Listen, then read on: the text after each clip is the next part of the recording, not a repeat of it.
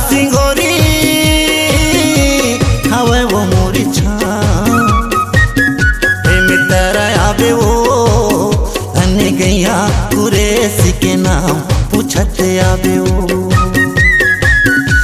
मित्र आवे वो अन गैया कुरेसी के नाम पूछत आवे वो।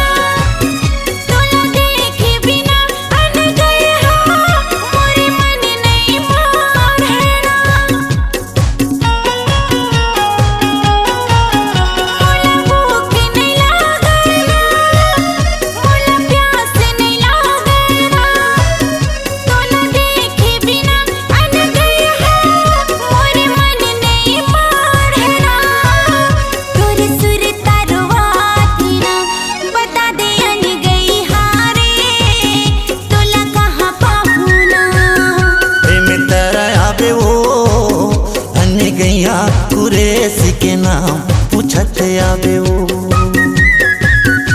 मित्र आवे वो अन गैया कुरेसी के नाम पूछत आवे वो।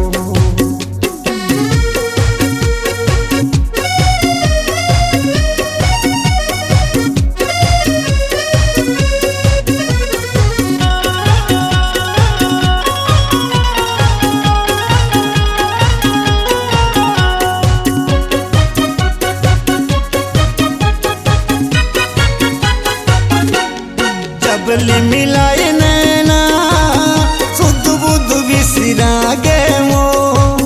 तोर मिठ मिठ बोली बतर हृदय में समा गे मो।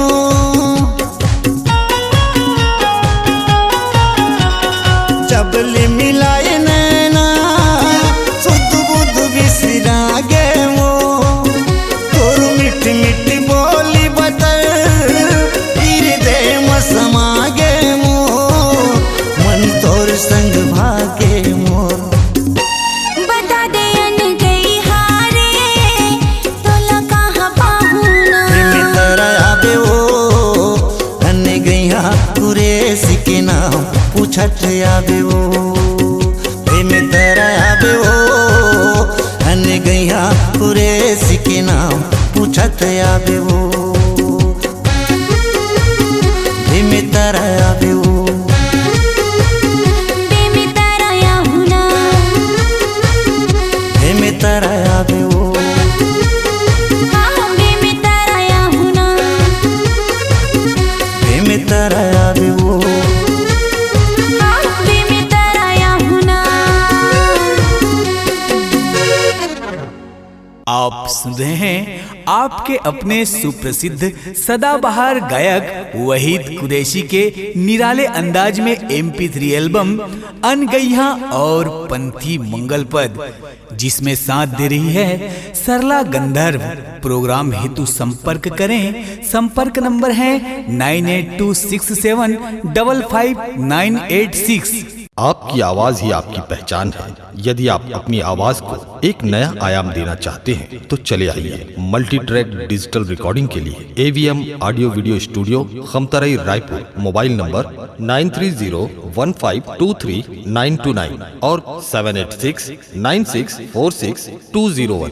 यदि आप नए एवं पुराने गीत सुनना चाहते हैं तो avmgana.com में जाकर गाना फ्री डाउनलोड करें और YouTube चैनल में AVM गाना और KK कैसेट्स को सब्सक्राइब करें।